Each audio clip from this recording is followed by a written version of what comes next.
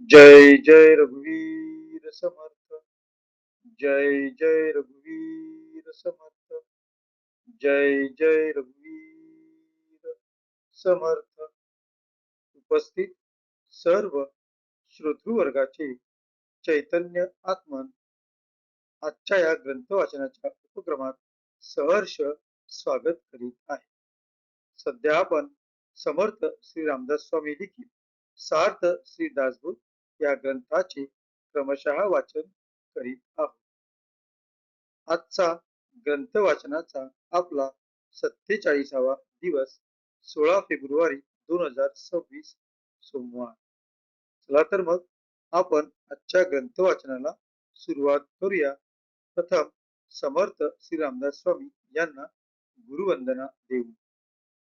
गुरुर्ब्रह्मा गुरुर्विष्णू गुरुर्देवो महेश्वरः गुरुर्साक्षात् परब्रह्म तस्मै श्री गुरवे नमः। तस्मै श्री गुरवे नमः। तस्मै श्री गुरवे नमः। जय जय रघुवीर समर्थ। आता आपण सार्थ श्री दासबोध या ग्रंथाच्या श्रवणाच्या फलश्रुतीचे वाचन करूया। ही फलश्रुती समर्थ श्री रामदास स्वामी यांनी स्वतः लिहिलेल्या सार्थ श्री दासबोध या ग्रंथातील प्रथम दशक प्रथम समासात वर्णन केलेली आहे। तर या फलश्रुतीचे आता आपण वाचन करूया। सर्व संशय एकदम नाहीसे होऊन क्रियेमध्ये म्हणजे आचारामध्ये ताबडतोब फरक पडतो। सायुज्य मुक्तीचे रहस्य कळून येऊन तिच्या प्राप्तीचा सुलभ मार्ग सापडतो। दुसऱ्या बिकट साधनांचे कारण पडत नाही। अज्ञान दुःख व भ्रांती यांचा नाश होऊन तत्काळ ज्ञानाचा लाभ होतो, अशी या ग्रंथाची फलश्रुती आहे। योग्यांचे परमभाग्य असे वैराग्य अंगामध्ये बांधते। विवेक व चातुर्य यथायोग्य प्राप्त होते। जे कोणी संशयग्रस्त अवगुणी व अवलक्षणी असतील ते सुलक्षणी धूर्त तत्ववेत्ते चतुर व समयज्ञ असे होतील। आळशी असतील ते उद्योगी होतील। पाप्यांना पश्चाताप होऊन ते शुद्ध होतील। आणि भक्ती मार्गाचे निंदक असतील तेही भक्ती मार्गाला वंदन करू लागतील। बद्धांचेच मुमुक्षु होतील व मूर्ख अतिदक्ष होतील। अभक्तांना भक्ती मार्गाच्या योगाने मोक्ष मिळेल। अनेक दोषांचा नाश होऊन पतित असतील तेच पावन होतील।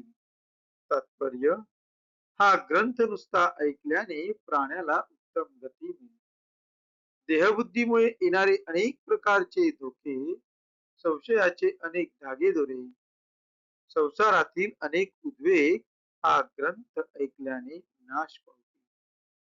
हा ग्रंथ ऐकल्याने अधोगती चुकून मनास विश्रांती व समाधान मिळेल, अशी या ग्रंथाची फलश्रुती आहे। ज्याचा भावार्थ जसा असेल तसे त्याला फळ मिळेल। जय जय रघुवीर समर्थ। सध्या आपण दशक दुसरा समास 9वा विरक्त लक्षण या समासाचे वाचन करीत आहोत। आज आपण ओवी क्रमांक 31 ते ओवी क्रमांक 40 या ओव्यांचे त्यांच्या मराठीतील अर्थासहित वाचन करणार आहोत। चला तर मग आजच्या ग्रंथ वाचनास प्रारंभ करूया। आपल्या समोर जे पृष्ठ दिसत आहे त्या पृष्ठातील शेवटची ओळ 30 या अंकानंतर जो शब्द येतोय कर्ममार्ग, त्यापासून आपण आजच्या वाचनाची सुरुवात करत आहोत। कर्म मार्ग, उपासना मार्ग, ज्ञान मार्ग, सिद्धांत मार्ग, प्रवृत्ती मार्ग, निवृत्ती मार्ग सकळ जाणावे. प्रेमळ स्थिती, उदास स्थिती, योग स्थिती, ध्यान स्थिती, विदेह स्थिती, सहज स्थिती सकळ जाणावे. ध्वनी लक्ष मुद्रा आसने, मंत्र यंत्र विधी विधाने, नाना मतांचे देखणे पाहून सांडावे.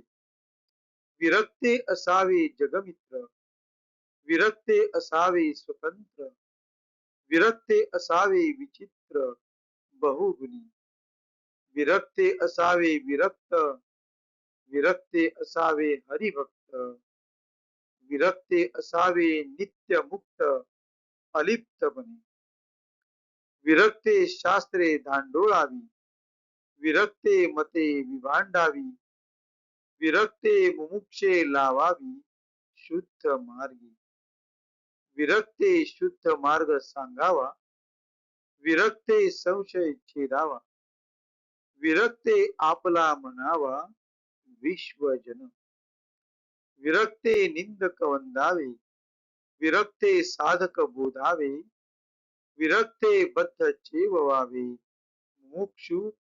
मुमुक्ष निरूपणे, विरक्ते उत्तम गुण घ्यावे, विरक्ते अवगुण त्यागावे, नाना अपाय भंगावे विवेक बळी. ऐशी ही उत्तम लक्षणे ऐकावी एकाग्र मनी, याचा हव्वेर न करणे विरक्त पुरुष. इतुके बोलिले स्वभावे, त्यात मानेल तितुके घ्यावे, श्रुती उदास न करावे बहु बोलिले म्हणून. परंतु लक्षणे न घेता अवलक्षणे बाष्पळता, तेने त्यास पडत मूर्खता एवोप आहे. त्या पडत मूर्खाचे लक्षण पुढील ये समासी निरूपण, बोलिले असे सावधान होऊन ऐका. इति श्री दासबोधे गुरु शिष्य संवादे विरक्त लक्षण नाम समास नवम. जय जय रघुवीर समर्थ. इथे 43व्या ओवींनी या 9व्या समासाची सांगता झालेली आहे आणि म्हणूनच आपण आजच्या 40 ओवीपर्यंत न थांबता 43वी ओवीपर्यंत आज वाचन केले आहे. आता या ओव्यांचा आपण मराठीतील अर्थ पाहूया.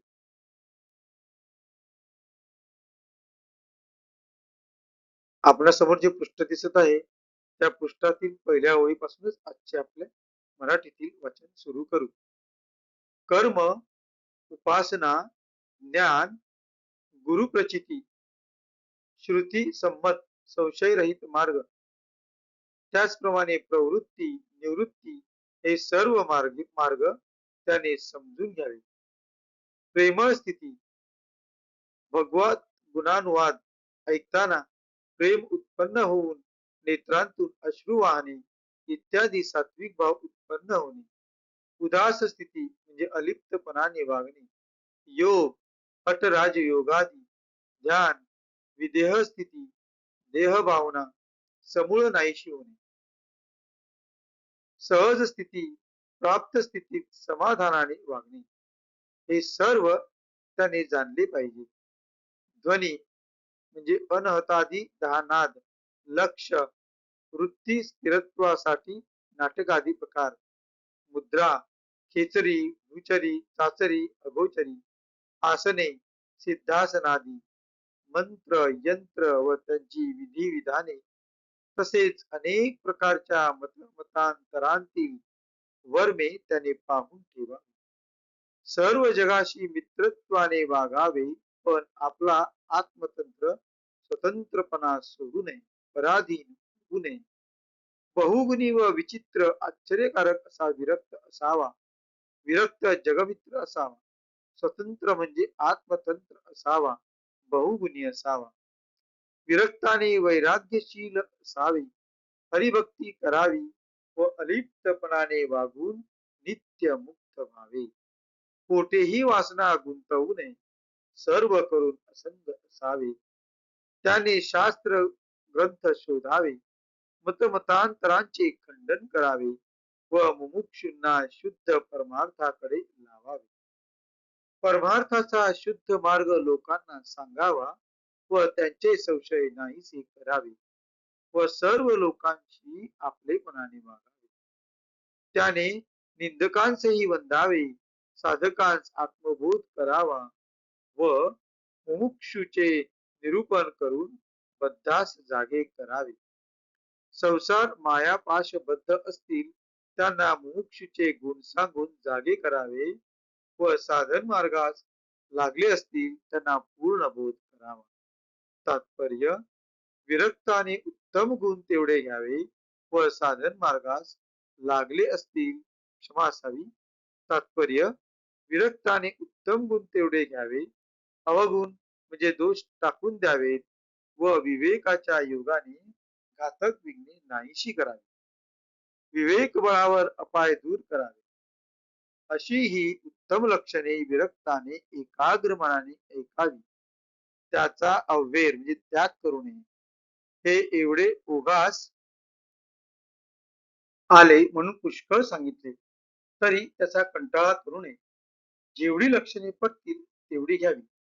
परंतु ही चांगली लक्षणे न घेतली तर वाईट लक्षणांमुळे स्वेच्छाचारीपणा म्हणजे चावटपणा माजेल व त्यामुळे पडत मूर्खता पदरात येईल. तो पडत मूर्ख कसा असतो ते पुढील समासात सांगितले आहे, ते सावध चित्ताने ऐका. इतिश्री दशक 2 समास 9. इथे चुकून दशक 9 लिहिलेलं आहे, दशक 2 आहे. याची आपण नोंद घ्यावी. जय जय रघुवीर समर्थ. आता आपण कृतज्ञतापूर्वक समर्थ श्री रामदास स्वामी यांना वंदन करून आजच्या या ग्रंथ वाचनाची सांगता करूया. शुकासारिके पूर्ण वैराग्य जाचे, वसिष्ठा परिज्ञान योगेश्वराचे, कवी वाल्मिका सारिका मान्य ऐसा, नमस्कार माझा सद्गुरु रामदासा. जय जय रघुवीर समर्थ. उपस्थित सर्व श्रोत्यांना आदरपूर्वक नमस्कार, आभार. भेटू पुढच्या भागात. जय जय रघुवीर समर्थ.